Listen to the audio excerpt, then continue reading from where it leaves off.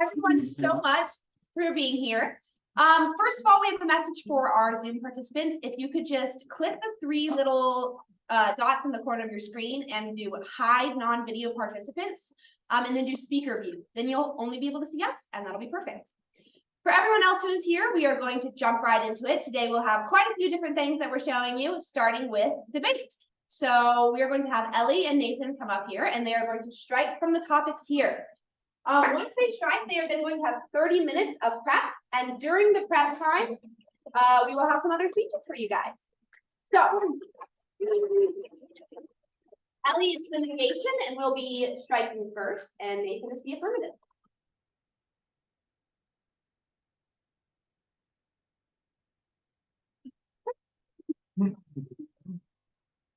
Okay, I'm going to strike 3. All right.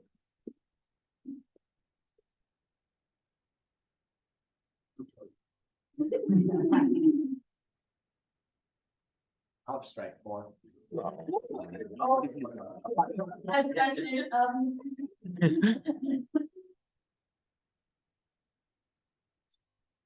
I am going to strike 5.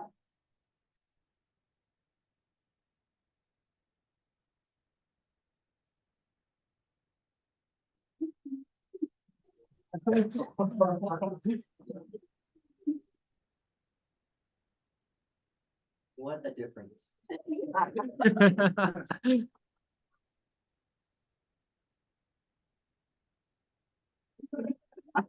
I'm not really sure how to make a decision on this one.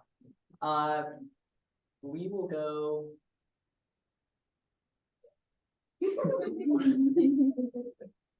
We'll strike 2. We'll do number 1. That was my favorite one, so I'm happy. All right, so as you see, there's 5 different topics up here. They get a list of different things that they can choose from a wide range of things: international topics, pop culture, Whitworth oriented, and then they have 30 minutes to prep a case. So in 30 minutes, they will now take the people that they are going to prep with. In 30 minutes, they'll be done. All right. In the meantime, we get to hear a poetry. So this is a more interpretive speech. It's prose. It's a prose. It's a more interpretive speech. It has a book and some blocking, and you'll see what all of that means when Gwen gives it to us.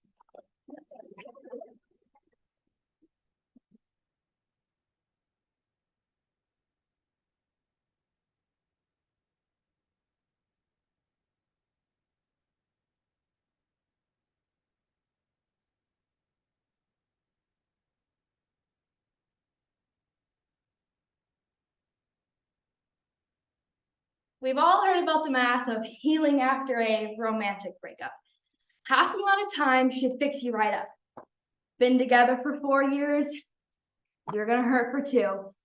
Been together for 2 though, don't worry, 12 months will fly by. But what about the math for a broken friendship? Is there a math for that kind of loss? Can you heal by acquiring a new friend in the way that new love can often heal you? Best friends forever. Words that have been muddled out of every young person's mouth. Okay, even if you haven't said it, you've definitely thought it. According to the National Library of Medicine, in a study done in January of 2023, large and well-integrated friend groups are influential in college-age students' lives, impacting both their mental and physical health. We can see that friendships bring so many joys into our lives. College ones especially. These are the people we build our foundations upon. But what happens when this friendship ends? We can explore this unconventional grief through the prose piece, I Thought We Would Be Friends Forever, and How I Finally Accepted It Was Over by Kelly Green. Exploring this unconventional grief and how many of us can or will ever experience this. My BFF. I've expected to lose romantic love, read a book, watch a movie. Romantic love is not built to last. I mean, what kind of love can flourish under that pressure? Romantic love tends to confine us. Say this, do that, make me feel this. Friendship. Oh, glorious friendship with your wide confines of acceptance. My friendships have been my haven, a place that I can go where nothing feels right in the world. I've never had to worry if I would be on the other side of that fabric, the fabric of friendship that is unbreakable. Until now. A good friend of mine left my life recently. She didn't die or anything. She just decided that we weren't going to be friends anymore. I can't say why for sure right now, but losing her was one of the most intense griefs I've ever felt. See, our love wasn't chemical or nonsensical. Our love was based on true connection. That connection that comes from friendship. But she was beautiful. She had the prettiest brown eyes and she looked like Leah Michelle, just as funny too. We were roommates. We played games, we ate snacks, we went to parties. We were together every day. She had the beautiful brown eyes that sparkled like they had tiny crystals in them. Our friendship wasn't perfect, but that's friendship. It doesn't need to be. We remained friends through college and ended up in the same place, Chicago. Even though we weren't roommates anymore, I would walk about 10 minutes downtown to her department store that she worked at. I would wait for her outside, peer through the glass, past the certain objects and the mirrors, until I would spot her. And then I would do a little jig and make her laugh. That was our friendship. We would bike through the city, eating everything it had to offer. This was us. She was one of the first true relationships I've ever had. This was freedom. Freedom to create camaraderie, freedom to create a new family. Gone were the days that you had to tolerate those you were born around. This is freedom. They chose me, knowing me. I thought to myself, how could they ever leave? I mean, they chose me, head first, knowing me. But it was recently that I kind of came to the conclusion on why our friendship actually ended. It wasn't that she uninvited me to stay at her house the day before I flew across the country with my husband and newly one-year-old son. There was this moment in time in which neither of us could really give the vulnerability the other one was looking for. So I didn't go. I didn't get on the plane. And I can only now ruminate on why she even said that there was not space in her house. I was too shocked and too hurt to ask why. So I ended up forgoing the visit entirely. And in the absence of deep and brutal honesty, our only choice left was to abandon. I lived the loss of her as if it were a death. Grief caught me at odd times, and at all times, she was fused into so many parts of my life. I could barely get through one day without thinking of her. I had such a hard time trying to process how she could be in this world and not want to be in mine.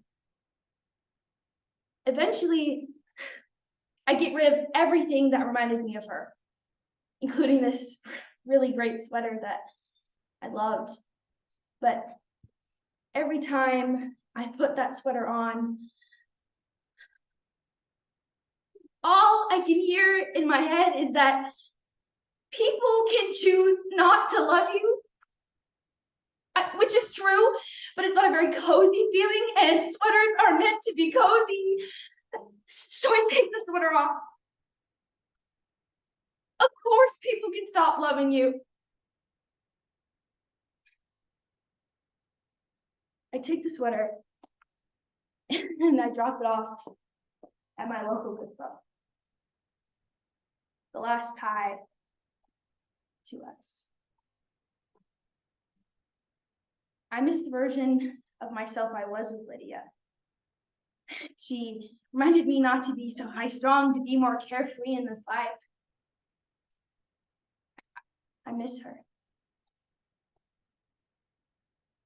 It's been about 6 months since the last time I went through the photos on my phone of us. 6 years has flown by, but not a day goes by where I don't miss her. I was in downtown Chicago this weekend and I walked past the store that I would wait for her on weekday evenings.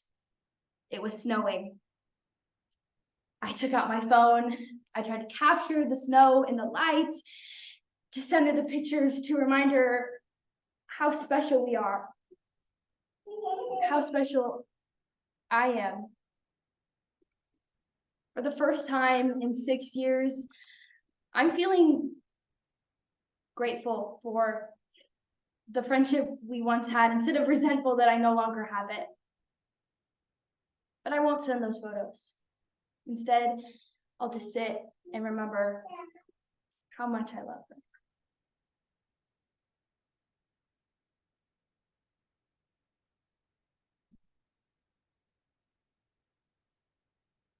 All right, thank you, Gwen. So we have three main categories of speeches on the speech debate team, and that was one of the types of categories. As you saw, it's more interpretive, more emotional than a lot of the other types. Now that you've seen that type, which we call an intern, we will next move on to having a limited preparation speech. Now there are two speeches that we usually have in our limited prep category, and the one that you'll be witnessing today is an impromptu speech. So essentially how this works is I will be given a quotation.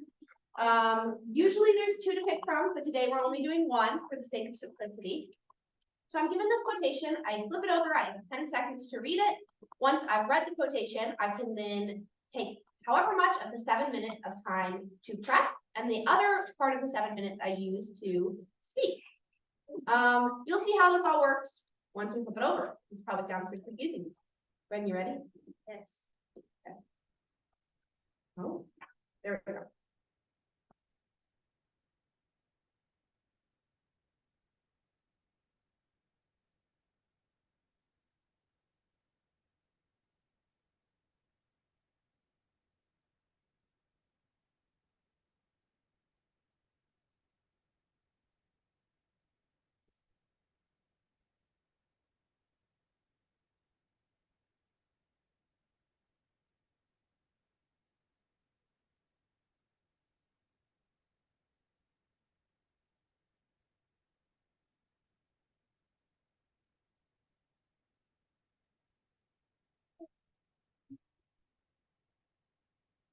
$30.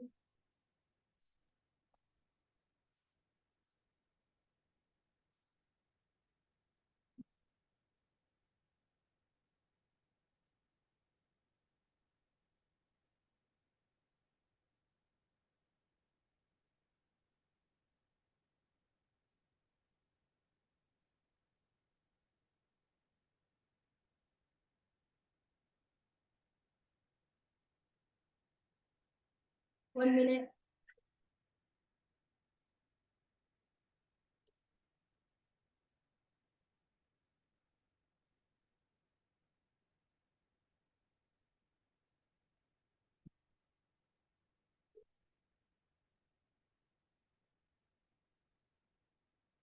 If at first you don't succeed, try again.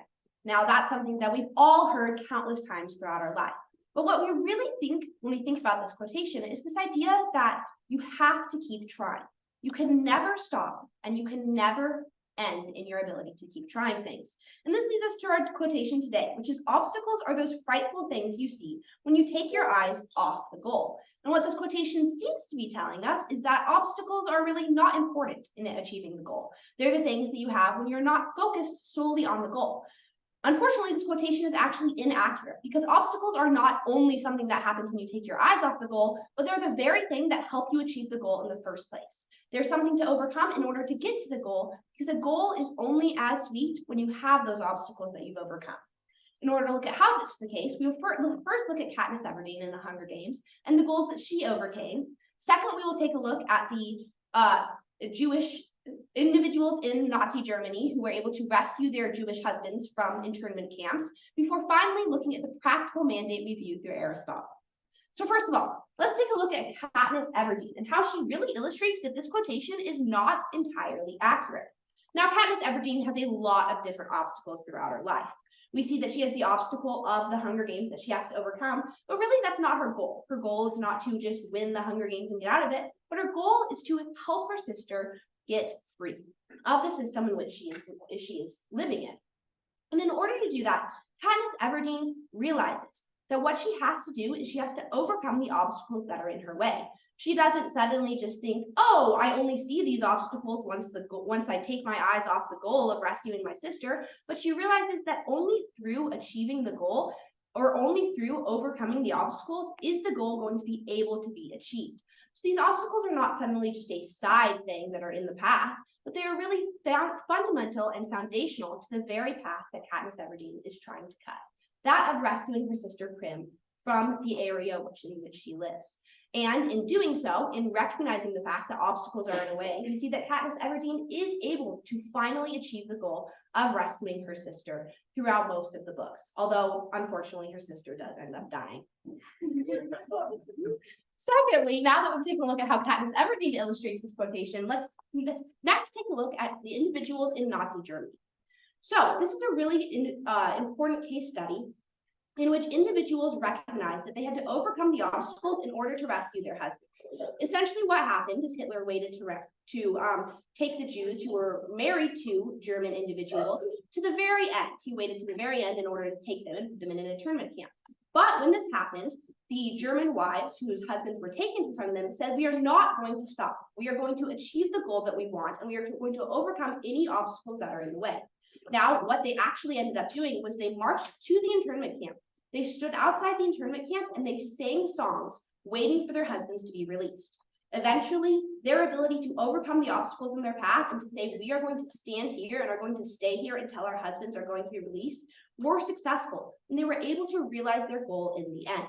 However, they did not do this by simply taking their eyes off the goal and looking at the obstacles that were in their way, but they did so by looking at the goal and the obstacles in one fell swoop. And in doing so, they were able to achieve their goal. So now that we've taken a look at two practical examples of people who have looked at the obstacles that are in their path and used them as a way to get to their goal, let's finally look at the practical mandate that we get left with. And this is found through Aristotelian virtue ethics. Now, Aristotle is a famous philosopher who essentially says that what you need to do in order to live a good life is to not just do all the perfect decisions all the time, but to live in the golden mean. Now, in order to do this, he says you are going to make mistakes. You're going to have things and actions that are on one side of the virtue or on the other side of the virtue. And in doing so, you will stray into the vices of things. But one thing he does say is that only in doing that, in going to the extremes of situations, are you then able to find what the golden mean is for your life. So how does this practically tie into the quotation today? Well, what he said is that in order to achieve the goal, that of having a good life, a fully formed life as a human being, you need to understand the obstacles that are in your way. You need to fully understand the things that are keeping you from achieving your goal. And in doing so, will you fully be able to achieve your goal? So today, we looked at this quotation. Obstacles are those frightful things you see when you take your eyes off the goal.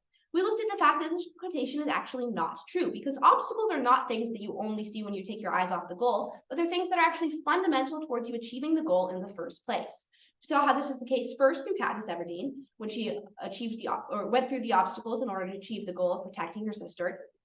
Second, we looked at how this is the case in Nazi Germany and how individuals were able to overcome the obstacles in their path in order to achieve their goal, before finally looking at the practical mandate this leaves us with throughout our own lives. So when you think about this quotation, if at first you don't succeed, try again, you can remember the fact that what it's really telling us is that obstacles are fundamental to life. Failure is fundamental to life. And if at first you don't succeed, that's okay.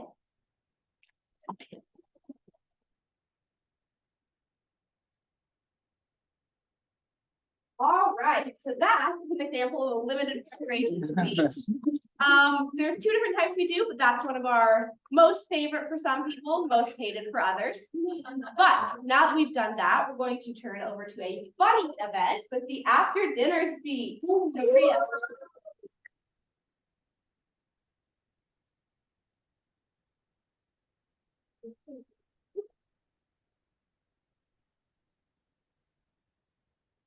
A little bit.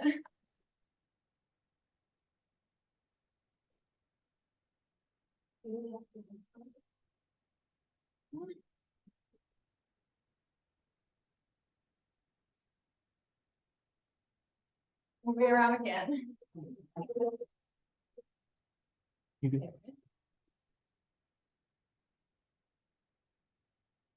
Yeah, thank you, Vanessa.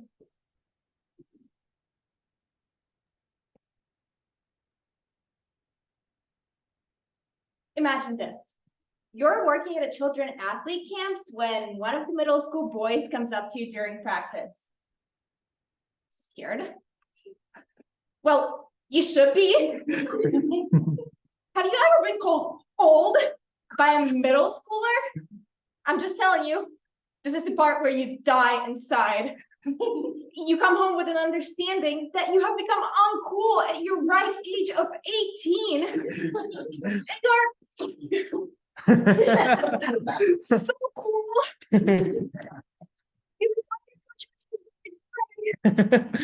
I mean it. You can actually talk to him after this exhibition, and maybe he'll use it in a sentence. No, but seriously, why me and a lot of other people my age are so afraid to grow old? A study done by Dermstorm actually showed that 65% of teenagers are afraid of getting older.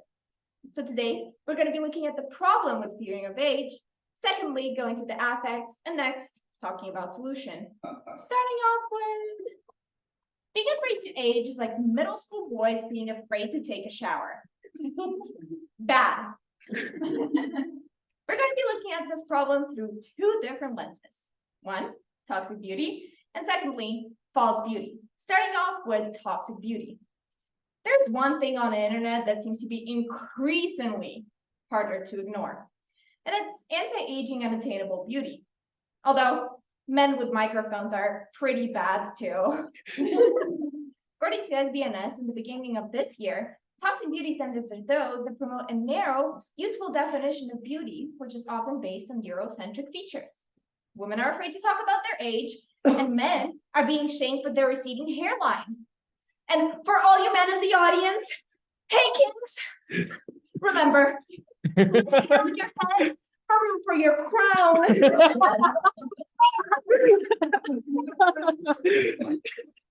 A study done by Guardian in the beginning of this year, out of 2,000 victims analyzed, 1 in 5 made light of age-revealed vulnerabilities, and 1 in 10 made light of ageism. It's hard to keep our heads high while dealing with those toxic beauty standards. But men in the audience, you should. So high, no one will ever see that bald spot. Next, we're going to be talking about false beauty. And I'm not even talking about Instagram filters. Just straight up in life, when you laugh too much, don't you hate when that happens? It's incredibly important to understand that the American Association of Plastic Surgeons just this year, almost 8 billion Botox surgeries and procedures were done just this last year. And it has gotten so bad that over 300,000 men do it too. I mean, what happened to building a house or like planting a tree? Now all they want is some injections in their face and an iced matcha latte with 3 bumps of lavender in it. Just get yourself comical and do whatever you guys are doing. Also, have you heard that the software legend Photoshop is turning 25 next week? Actually, it's turning 36. It just looks 25. The American Psychological Association is really important to understand that presenting a fictional version of ourselves online is bound to have serious consequences in our well-being over time. And that's why I don't even talk about the topic of plastic surgeries and fillers. I mean, we all thought about it at least on one occasion. I did when I recently looked at myself in the mirror and saw what's going on under my chin. I do not want to be the one that the president has to pardon for the next Thanksgiving. Next, let's look at affect. Today, it's really important to understand that being afraid to age is like middle school boys' voice cracks. It hurts everyone. We're going to be looking at this through two different affects. First, infantilization of women, and second, how our obsession with beauty is becoming dystopian. Starting off with infantilization of women. Have you ever heard of the trend girl dinner? Okay, I guess I'll explain. Girl dinner is something that nourishes the soul, whether it's edible or inedible. Still don't get it? Okay, I'll just demonstrate. My girl dinner is my poetry book, a bag of marbles, and a BTS Jungkook photofolio photocard 2019 random version. It's really important for us to understand that internet has figured out that creating a new kind of girl every week is a useful marketing tool, because with that comes a new skincare routine, a new makeup trend, a new aesthetic, which are all focused on preserving the youth. And as an incredible lyricist, an amazing woman, and the Times Person of the Year, Taylor Swift once said, I feel like everybody is a sexy baby. No, but seriously, have you ever heard a man being referred to as boy boss? No. It's incredibly important for us to understand that women are being shamed for their age and being seen as outdated, even by the men in their own age group. I mean, just look at Leonardo DiCaprio and him not willing to date women over the age of 25. Next, we're going to be talking about how our obsession with beauty is becoming dystopian. Have you ever bought a product that promises to turn back the clock? You didn't? Well, I did, so I guess we have to look through those.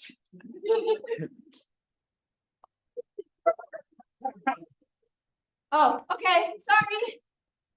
Oh, that's here. Okay, I didn't want to be looking like a gasified Hannibal Lecter. I was going for a more boss baby look. But apparently, those masks are a new trend in the anti-aging community to reduce wrinkles. And about that, are you still drinking from a very conventional straw that causes wrinkles?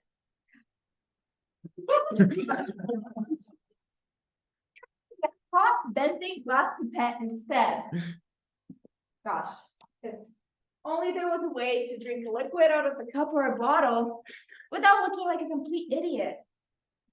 According to the American Psychological Association of this year, all those tools are actually making us more focused on our beauty rather than on our well-being, which is bound to have serious consequences on us over time. And now, let's talk solutions. First, stop getting old. Okay, that doesn't work, I guess. First, get filler. Okay, that's awkward. But I have two solutions for you today. First, don't be afraid to act your age. And secondly, spread awareness about it on the internet. Starting off with why we shouldn't be afraid to act our age. According to Center for Aging Better of this year, people who perceive aging positively actually live on average 7.5 years longer than those who perceive aging negatively. So start sunburning when you're young. But seriously, it's incredibly important for us to understand that aging is inevitable and it's beautiful, and that it's important to battle all those ageist stereotypes that exist in our society. And believe me, been there, done that. Embrace the inner Pitbull in you. Even if you don't know where you've been and like what you've done. Now, let's move to our second point, which is why we should spread awareness about it on the internet. According to the American Psychological Association, people who actually use social media websites for such matters actually are on average way healthier. And I have a couple of steps for this for you. First, try TikTok's new aging filter. Terrified? Well, this is how you look like in 20 years, and 9 out of 10 doctors agree. Second, don't think you want to look like you're 14 when you're actually 45, because that's kind of creepy. And lastly, spread awareness about it on the internet and talk to your friends about it. So today, we looked at the problems, aspects, and solutions to the problems with appearing to age. These all take measures to ensure that we're not afraid to grow old and actually embracing ourselves, and that we should drop the shame and drop our phones and stop looking at younger women. You know, you are. And I guess next time a middle school boy comes up to you during practice and tells you that you're too old, fam. Tell him, did you even hit puberty yet? Or I guess just tell him that aging isn't bad. Because I might be too old for you, but I may or may not have an autographed copy of the Bible. What do you have to offer?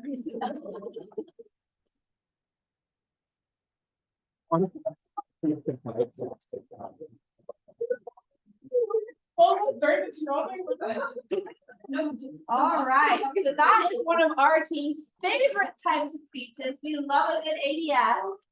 And that is the third and final type of speech. It's a platform speech. They usually run about 10 minutes long, and they can be informative, persuasive, or as we just saw, funny. All right, will someone go and grab our debaters? Thank you. Now that we've seen the speeches, we are moving on to the debate side of the speech and debate team. And we finally get to see the issue that I've been waiting for all semester.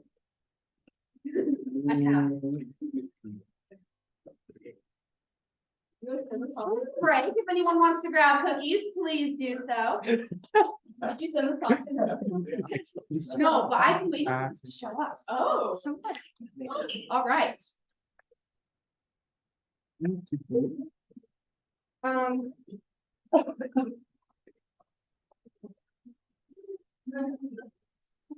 Yeah.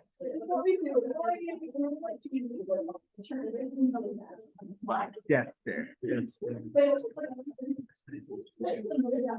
It's just there. It's fine.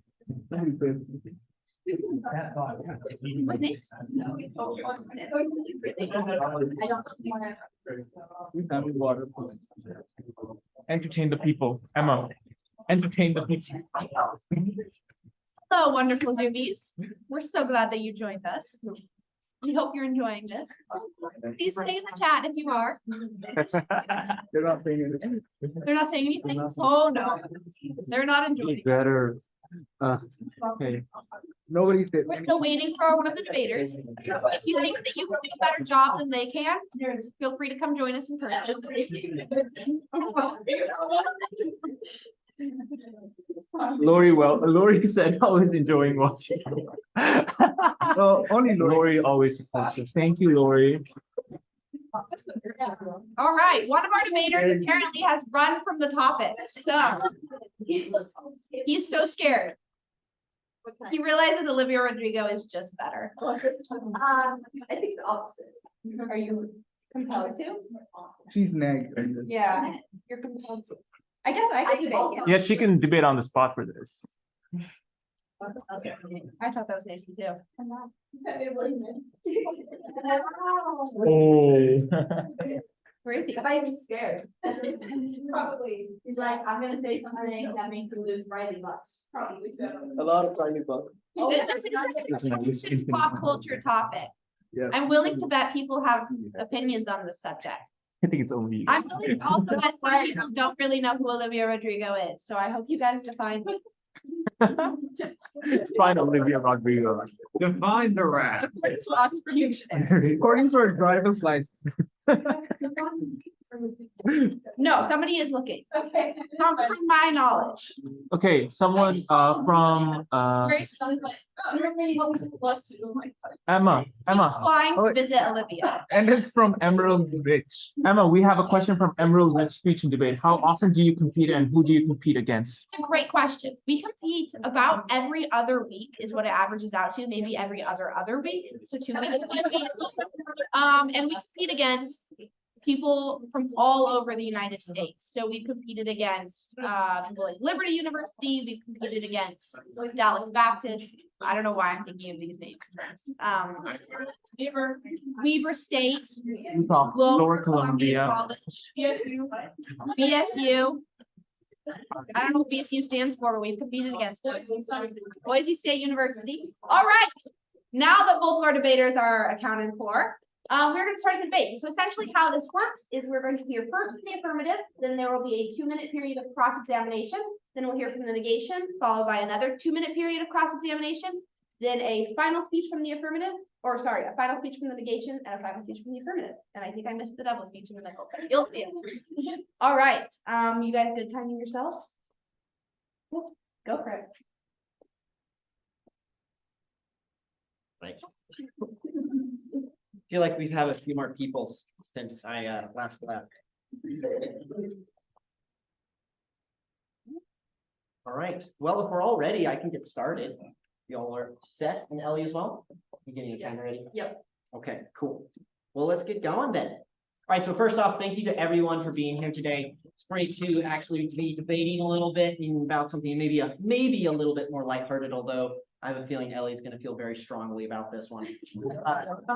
That said, we're going to look at this as a fact round, just simply, is it true or not? We're going to be using a weighing mechanism, essentially a method for us to be judging the round or deciding who should win this round of on balance, which means more often than not, it seems to be true that something is true. With that said, we're going to just kind of, I'm going to give us some brief framework before looking at 3 contentions for why Olivia Rodrigo is the next Taylor Swift. So of course, with that being said, let's look at this resolution of what it actually means. Olivia Rodrigo, of course, is the former actress, now artist and singer, and Taylor Swift is the well-known Taylor Swift. That being said, going forward from that, when we're thinking about who is going to be the next Taylor Swift, we're thinking about this not necessarily who can copy her the best in like redoing her songs or who can look the most like Taylor Swift.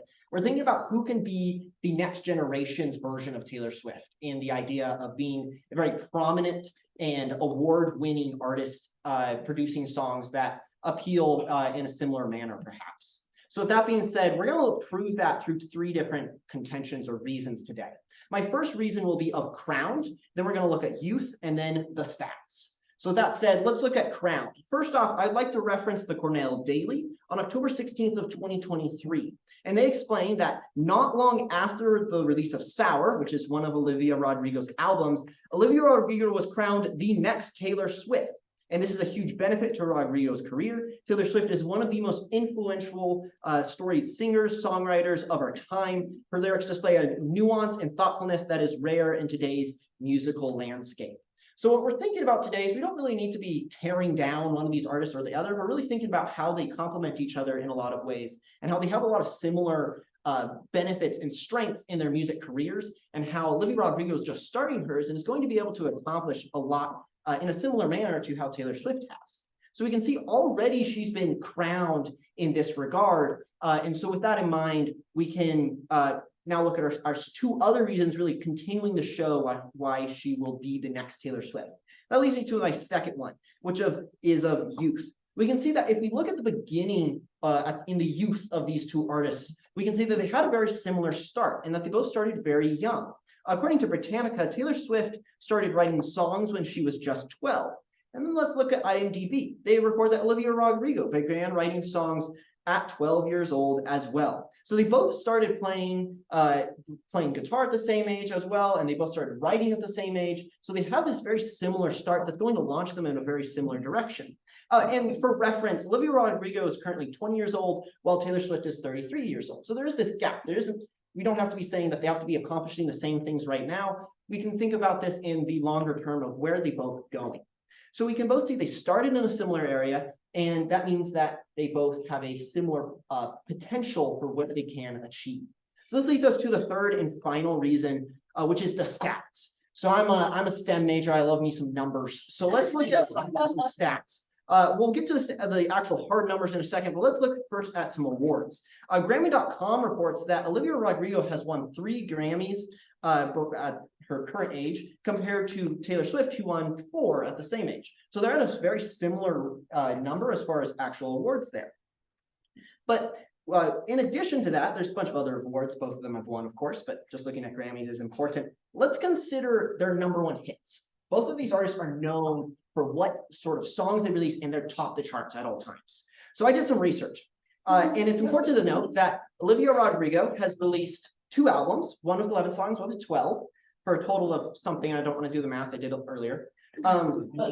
And has had 3 #1 hit songs, according to Variety magazine, which I will note is the first, she is the first young artist of her age, or the youngest artist to have 3 #1 hit singles. So good thing to note there. That relates to a 13% #1 hit ratio.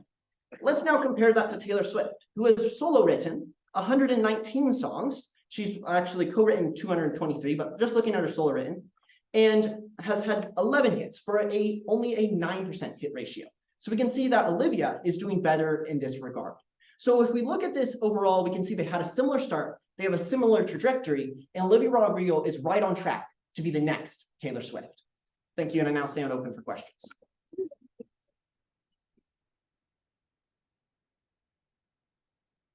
Okay, I got 2 minutes. Are you ready for Prose? Yes. Okay, I'll go ahead and start the timer now. Thank you for that wonderful speech. I just have a few quick questions for you. First, I'm just a little confused as to the reason why your contention 1 proves that she is the next Taylor Swift. If there's other sources that could say the exact opposite, what is the actual weight of this source? People were looking at, it was a kind of a general analysis or kind of consensus of what she seemed like from this #1 hit that she first released. And so it's just a piece of evidence showing that in general, there's a one might say societal consensus that she could be the next Taylor Swift. So this source was saying that this was people's opinion, or it was the piece's opinion on Olivia Rodrigo? I believe it was a general analysis of what people are saying via social media or in communities in general. Okay, So, perfect. And then in regard to your contention too, with a similar start because they were both young, what kind of music did Olivia start out on? I believe she started out on TV shows, doing more of like a musical type based thing. Okay, and then what kind of music did Taylor Swift start? Well, if you want to go really far back, she started singing songs for sports games, but we want to go a little bit past that. She was singing country songs. Perfect. And then when were Taylor Swift's songs the top charted that you were analyzing in your contention 3? When were those songs released typically? It was just kind of over her whole career. The evidence I had for how many hits was on November 6th. Okay, so in comparison to someone that's been writing music for a longer period of time, how can we see that this goes to prove that they are in a similar trajectory? Oh, I was generally just kind of making a point of the quality of the song being released, or if they are able to produce songs that are #1 hits. We can see that statistically, Olivia Rodrigo is able to release more #1 hits with fewer songs.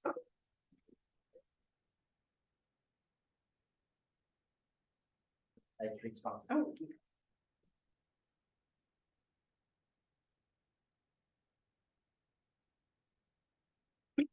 All right. I have got 6 minutes. Is everyone ready? Okay, then I will go ahead and start that timer now. Since this is the first speech of the negation, I just want to give a quick round of thank yous to, of course, this ginormous audience, but also my opponent, Nathan, for choosing a really fun topic. I am a Swiftie, so super fun to be able to be negation on this topic. So as I previously stated, I'm standing in firm negation of the resolution. Olivia Rodrigo is the next Taylor Swift. I'm going to be going over my arguments within today's round and then addressing Nathan's arguments. So starting with contention 1, and my only contention, there's only one Taylor Swift. The egg is going to be of success. According to Forbes on May 14th, 2023, 53% of US adults said that they were fans of Taylor Swift, with an evenish split of 48% being male and 52% being female. And the Economic Times on October 14th, 2023 says that the Eras Tour, which is Taylor's worldwide tour right now, they are on track to earn a $4.1 billion total, which is the highest grossing solo tour in history. And what I want to say, and what this argument is trying to prove, is not that Olivia Rodrigo couldn't do something similar to this. The idea is the fact that she just doesn't have the same abilities or qualifications that Taylor Swift has, which I'll get into more specifically in my next point. But what we need to understand is both can be successful, but Taylor Swift is successful in a different way that makes her a unique artist that no one else can replicate. My subpoint B for you today is going to be of the fan base mentality. Swift has been very open with a lot of the re-recordings that she's had to do because of some issues with her recording label. And because of that, this honesty has endeared her to millions with the true fans, not just siding with her, but doing everything that they can to change the public opinion that people have on her and stand behind her. And this is something that Olivia Rodrigo would never be able to replicate because it's something that Taylor Swift has uniquely experienced. So in this regard, Olivia Rodrigo can't be the next Taylor Swift. But even further than that, Taylor Swift does something that's super fun for her fans. She puts Easter eggs in everything that she puts out, well, almost everything that she puts out. And because of these Easter eggs, it's something that allows her to create a union amongst her fans. When we look at the Cosmopolitan on October 23rd, they state that she thinks that the Easter eggs, she says that I think the best messages are cryptic ones. And then she goes on to say that it's about turning new music into an event for her fans. So she creates this reality where her fans can interact with her in a way that Olivia Rodrigo does not do. Taylor Swift is able to have this relationship that not a lot of other artists ever attempt to do. So this is just another way that Taylor Swift is unique and cannot be replicated. My subpoint C is going to be of variety. According to the Britannica News, they say that the genres that Taylor Swift has include alternative, indie, dance, electronic, hip hop, pop, rock, and country. And this is unique and important within today's round because that's something that Olivia Rodrigo does not do. She has one genre that she sticks to. So it means that Taylor Swift has a wider variety of the audience that interacts with her and supports her. According to 107.9 Coyote, Taylor Swift did not jump to the kind of music that she makes now. She did country and that makes all the difference because it allows her audience to continue supporting her, even though that might not be their primary focus when they're listening to music. She just has this ability to maintain her fan base even when she switches to different genres. And my final subpoint for you today is going to be of cultural impacts. Voting is one of the things that Taylor Swift has been pretty adamant about making sure people do. When we look at the most recent presidential election, NPR in 2023 says that because of her just posting a link to her Instagram story, there was an increase of 35,000 new voters. So it's something that Olivia Rodrigo doesn't voice. She doesn't do the same impact by allowing for people to be interested in voting. So that is another way that Taylor Swift cannot be replicated by Olivia Rodrigo. But even further than that, she stimulates the communities that she visits. More specifically, when we look at the Eras Tour, we see that she has donated in almost every city that she's visited hundreds of thousands of fresh produce. And that's something that we see these food banks and these community centers are really struggling with. It's fresh produce. And that's according to today, August 2023. We also see that in another regard, according to the College of Holy Cross, $5.7 billion is likely to be boosting the economy just because of this tour. And this is something, again, that Olivia Rodrigo is marginally less likely to actually be able to do. So now let's get into my opponent's case. Starting off with their contention one, they talk to you about how Olivia Rodrigo was crowned to be the next Taylor Swift. And while this might be great, if we see that this is one source saying that she is going to be crowned the next Taylor Swift, that isn't sufficient proof that she is going to be the next Taylor Swift. I would like to hear some more argumentation from my opponent onto why that source is sufficient enough to say that she is going to be Taylor Swift, especially if there's these other sources that you could find that would say the exact opposite. And then with their contention too, they talk to you about how they have similar starts. What I want to say to this is they do not, because Taylor Swift had to start on her own with country music and then change to these other genres, whereas Olivia Rodrigo was just in Disney, and that's how she boosted her career.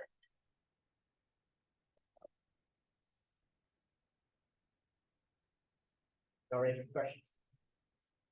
Got a few questions for you here. The first thing I wanted to ask you about was you're talking a little bit about Taylor Swift's Easter eggs that she likes to leave in her songs. Are you aware, how long has she been doing that for? Is that something she kind of did from the beginning, or do you know when she first started doing that? I don't think that it's something that she did from the beginning, but it's something that she does to such a high degree that it's gained a lot more attention more recently than before. Okay, great.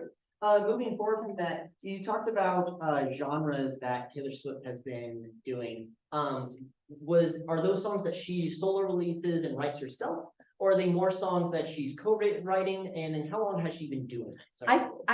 No, you're good. I think that it's a mix of she solo writes and then she also releases songs with other artists. But she started off with country and then she transitioned into the other genres that I talked about, with, of course, her now being more so in the pop genre, which would be similar to what Olivia Rodrigo is. But she has that same, or I mean, a different background where she's had these other genres.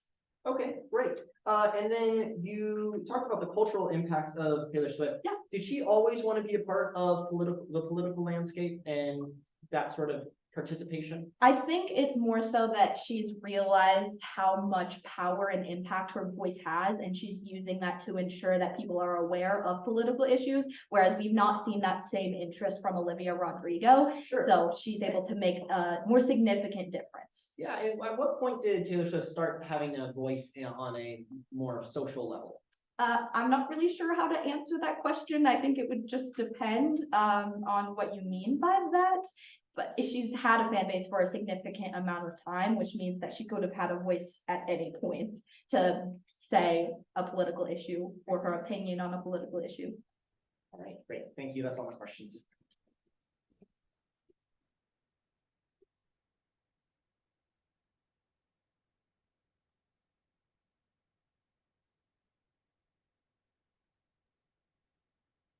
You all ready?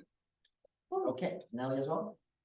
All right, let's get going. It's gonna be a quick 3-minute speech. Thank you to everyone for being here, though. Once again, we're just gonna go down the flow, look at some framework. We're gonna look at the last negative speech, and then we're gonna reinforce those 3 contentions on the side of the affirmation. So the first thing I want to respond to is Ellie said that she is a Swiftie. I want to make it clear that I am a Livy. It is important.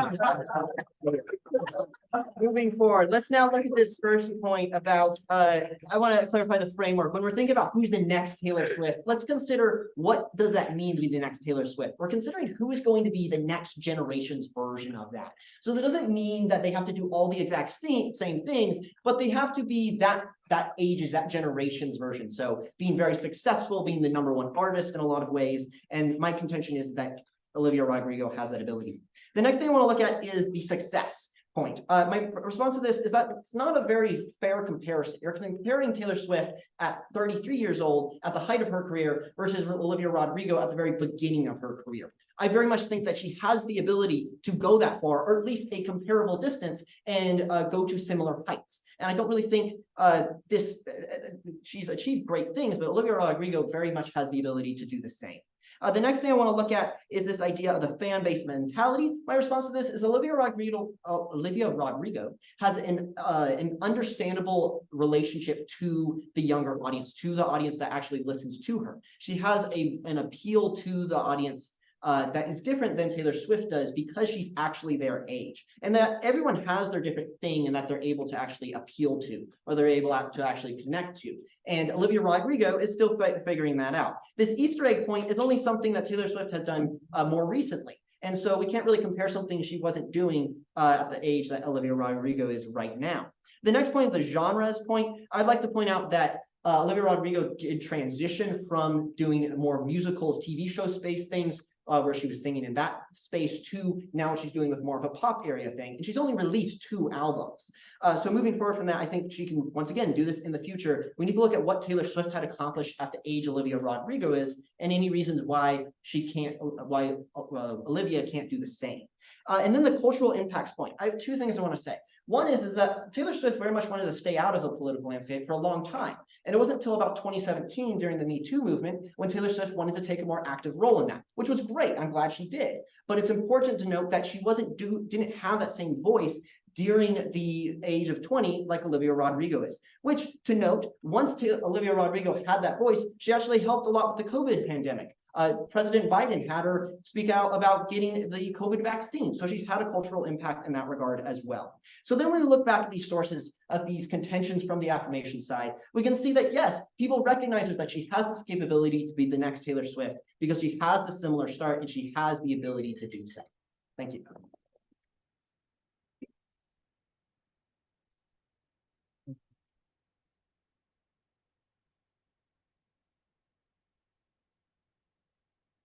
Okay.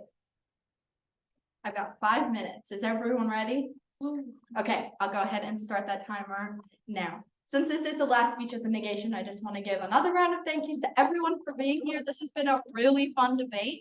I am going to be going over the negation case, looking at the affirmation case, and ending with some voters. Some reasons why you should feel confident in supporting the idea that Olivia Rodrigo is not the next Taylor Swift. So starting with my contention 1, I talked to you about the large amounts of success that Taylor Swift has held and the statistics about how many fans she has within the United States. My opponent doesn't really address this idea of the fact that 53% of United States adults said that they were fans of Taylor Swift. This is a significant amount. If we're not seeing a similar statistic from the opponent's case with an idea of how many people actually support Olivia Rodrigo, then we see that, of course, Taylor Swift is the only Taylor Swift and no one can replicate the amount of fans that she has. So if we're looking at the round within that regard, then clearly Olivia Rodrigo cannot be the next Taylor Swift if we're not seeing a similar statistic, a similar trend towards that statistic.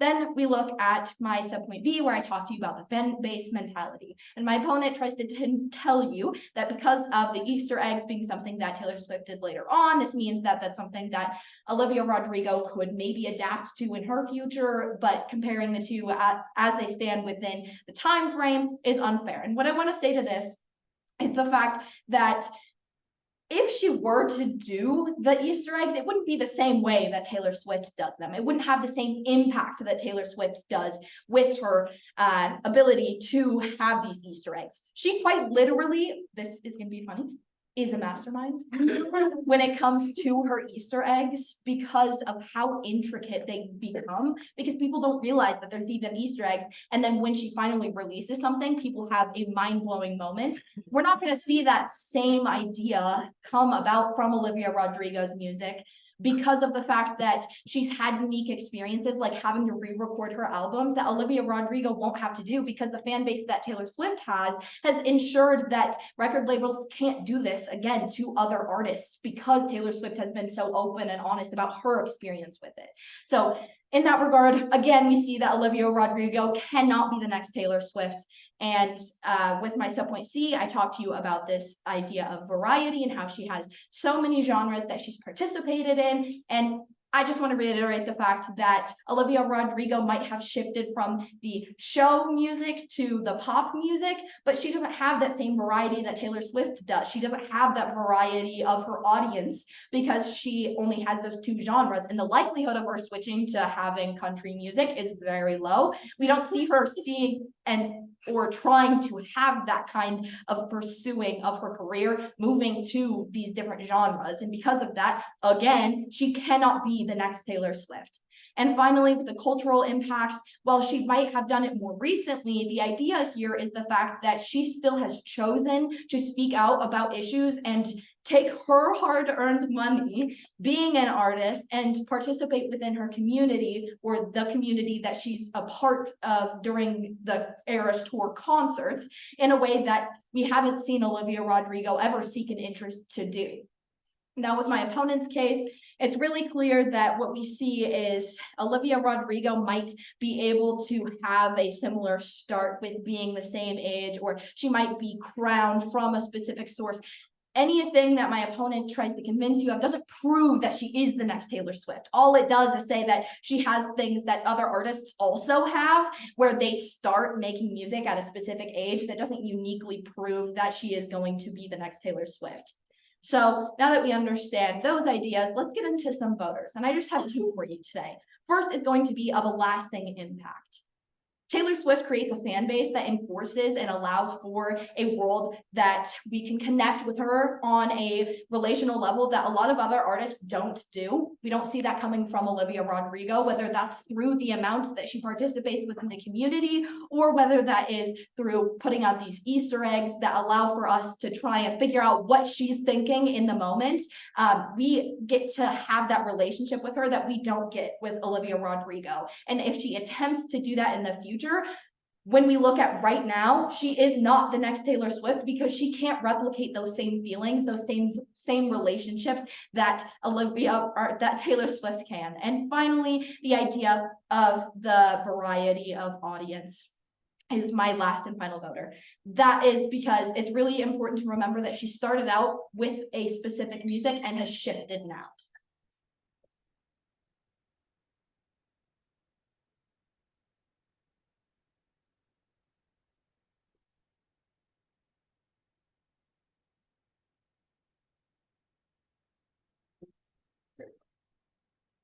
Okay, we all ready? Yeah, now there's all right. Let's finish it up. So once again, going to be a quick 3 minutes, but thank you to everyone for sticking with us through the last 25 minutes or so. With that said, we're going to be thinking about the end of this speech. Think about, on balance, what is more often not true. Is Olivia Rodrigo able to be the next generation's #1 artist like Taylor Swift is today? So let's think about that today. The first thing I want to respond to is this idea of success and stats. My response to this, that it wasn't a very useful comparison because of their age difference, went unresponded to. But I will point out the stat that I brought up under my third contention of the Grammys, and that if we compare them at that similar age, they're on a very similar track. Olivia has 3 Grammys. Taylor Swift had 4. So it's important to note that they do have a similar stat in that regard. So if we use that useful statistic, we can see that in the long run, we have a very high hope. We can have a lot of confidence that Olivia is able to have that same success. The next thing I want to look at is this idea of Easter eggs. To the extent of how great Taylor Swift is at leaving Easter eggs, I'm beginning to think she might be the Easter bunny. But with that said, let's consider the fact that it takes time to develop a way of connecting with fans. And I certainly wouldn't say Olivia should go and copycat this method, but Olivia needs time to develop her own method, and she's only 20. She has plenty of time to do so. So it's with that in mind that yes, Taylor Swift has this ability, but she wasn't doing it when she was 20, at least not that I've heard from the negation. And so it's for that reason that I think Olivia very much has the capability to build up on that. Let's now consider this point of variety. Once again, I think it takes time to develop that. I would say there is a significant difference from singing songs on a Disney Plus show to making your own songs and producing them. There is a big difference there. But certainly, I would say in the long run, Olivia Rodrigo has the capability to extend her capabilities and what she is going to actually produce as far as genres go as well. The cultural issues point, I feel like, still stands strong, that Olivia has already had a role on a cultural level and can continue to do so. So with that said, let's now look at my 2 voting issues. I have 2 voting issues that I think are essential to understand for why we should side with the affirmation today. My first is a prediction. Let's not look at comparing Taylor Swift at the height of her career to Olivia Rodrigo just at the beginning. Let's think about what were they at the beginnings, and can we judge from that they have a similar trajectory? Let's think about it in the context of this. Would you expect Taylor Swift, when she was singing songs, the national anthem at professional sports games, that she was one day going to be the #1 artist? Probably not. But if we look further and we have a fair comparison, we can see that they have a very similar start. And it's for that reason that we could say Olivia Rodrigo has that ability. And then secondly, my second voting issue is of hits. My statistic that Olivia Rodrigo has a 13% #1 hit ratio to Taylor Swift's 9% hit ratio went unresponded. So for that reason, we can see that Olivia is the next generation's Taylor Swift.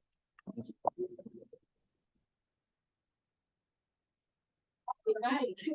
Thank you so much to both of our debaters. Usually there's a winner, but there's no announced winner here. So whoever you think won did win. Thank you so much for joining us today. And if you have any questions, feel free to stop one of us afterwards, ask us any questions you have. But this is the end of the exhibition for this year.